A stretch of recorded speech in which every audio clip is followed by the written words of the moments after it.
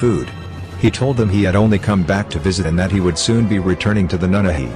His friends and family begged him to stay, but he refused, telling them he could not choose death with his own people over immortality with the Nunnehi.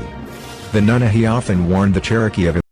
One of the most well-known stories about the Nunnehi tells how they helped the Cherokee before the removal in 1838, when the Cherokee were forced to leave their homeland and resettle in Oklahoma. According to the story, the Nunnehi came to a Cherokee village and told the people to pack up their belongings and to be prepared to leave in 7 days to come live with the Nunnehi, for a great catastrophe was about to happen, worse than anything that had ever before happened to the Cherokee. After 7 days, the Nunnehi returned for the Cherokee and led them to a large stone deep into the mountains. As the Cherokee watched, the stone rolled away, revealing an entrance into the mountain. Inside the mountain was the most beautiful place the Cherokee had ever seen, and many families rushed into the mountain without ever looking back. However, some of the people refused to enter, and instead chose to stay outside and face whatever was about to happen to them. The people who remained outside were later forced to leave their homes and resettle in Oklahoma.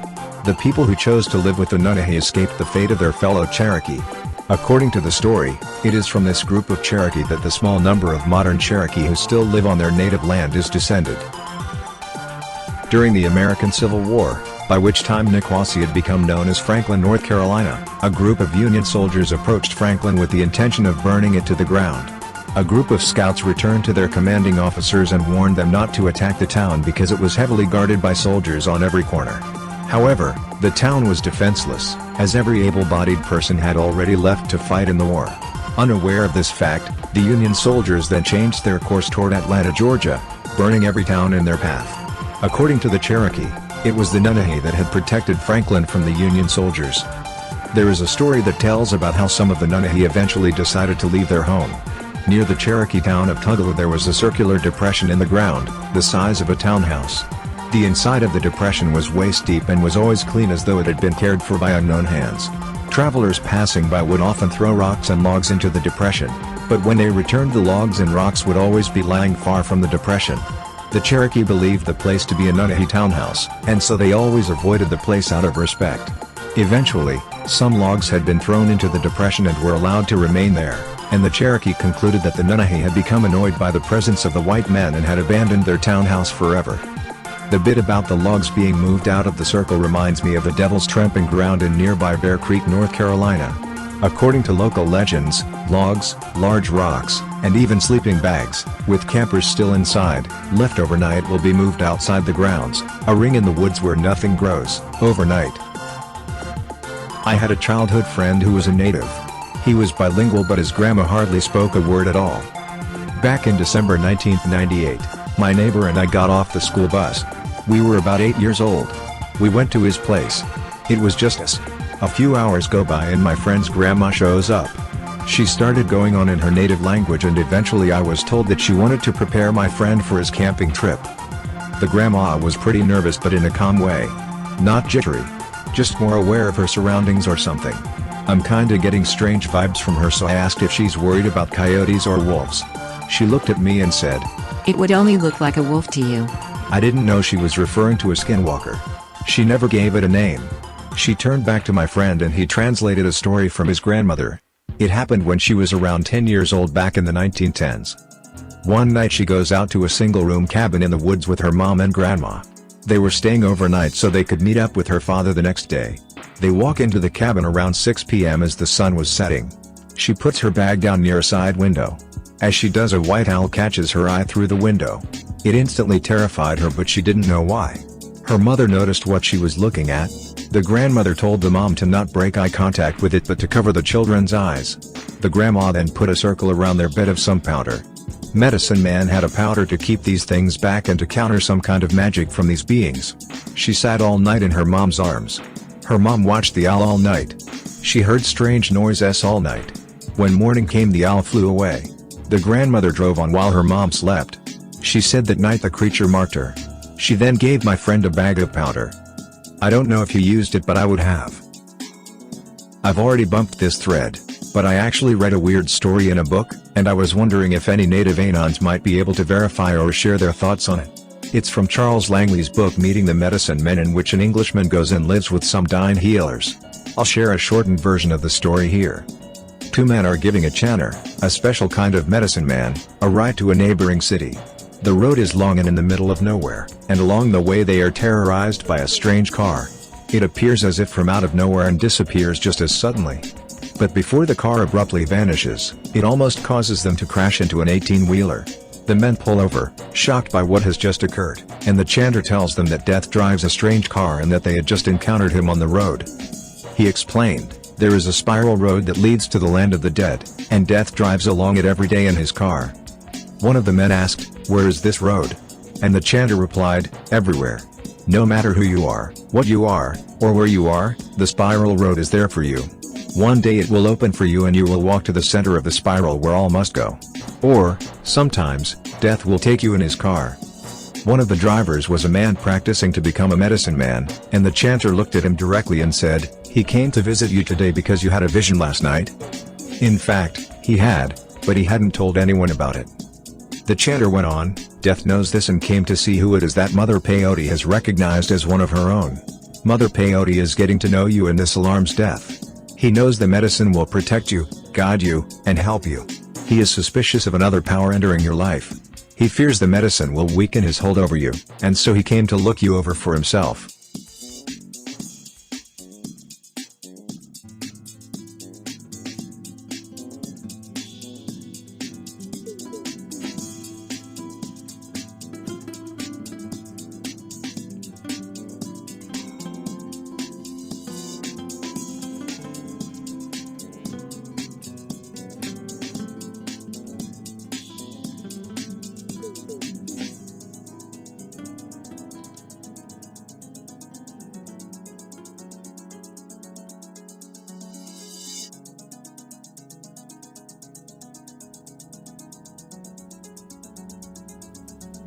Hey Anons.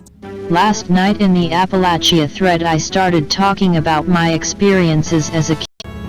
Some of you wanted me to continue, so I'm just gonna start going. I have a lot to tell. Worked at this camp for 4 summers, had a ton of different experiences. I don't want to be too specific about a few things, don't want to dox myself, my co-workers, or the camp itself, but otherwise I'm telling as I experienced it.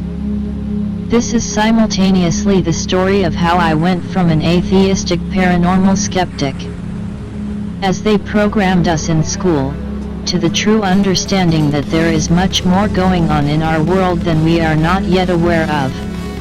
I guess I'll start with this one. Chronologically, this is after I went as an older camper and before I'm a few years into staff. It's also the first time I really started to question what the hell was going on up there. Be me. First year on staff, kinda a spastic retard at the time. Joined because of the heavy inspiration of my favorite counselor, ran the archery area and also the weekly spooky hike. I get hired as the assistant to the shooting sports area, not just archery but rifle shooting. Trailhead for this spooky trail begins, at one end, next to the archery pavilion. Don't go on the hike until about 3 weeks into the summer, when one of other staff in my cabin wanted to go and see how they faked all the noises and spooky stuff. Gonna keep going, but also feel free to share other/X/experiences around New England. Counselor friend and I get there, help out the staff in charge, but we are mostly just watching them handle things. They give the speech about respecting the land, staying quiet, etc. We go, nothing happens all the way up to the ruins. We get there, everyone sits down, the counselors in charge start telling the stories.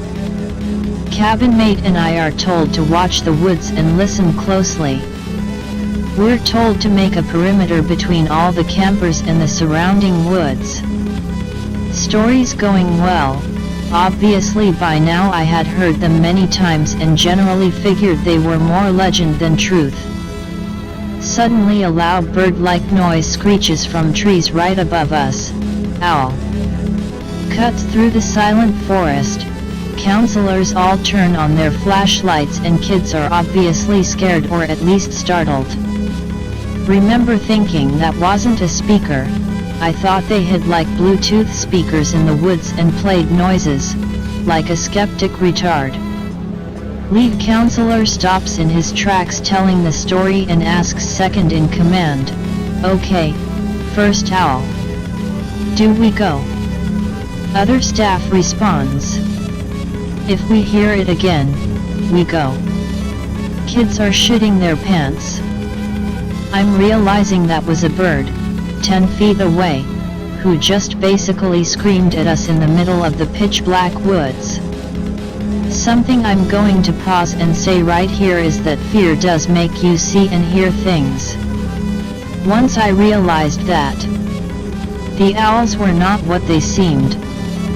Cheesy, I know, but that's the best way to describe it, as if the owls that called to us up there were neither doing so due to random chance nor due to some natural behavior. I decided to start seriously investigating or at least trying to understand why the experiences we had up there occurred. In the back of my mind, the scientific part of me always remained conscious that, with the combination of the lore around the area, the stories told, and the collective fear induced by how seriously the counselors seemed to take this, it was very likely that a lot of the spooky stuff we experienced up there was due to our fear creating things that were not actually there.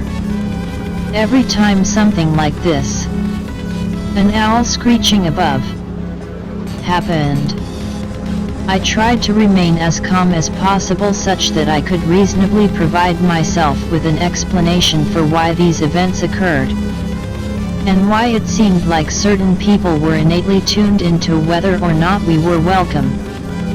Anyways, back to the story. After everyone calms down a bit, we resume telling stories.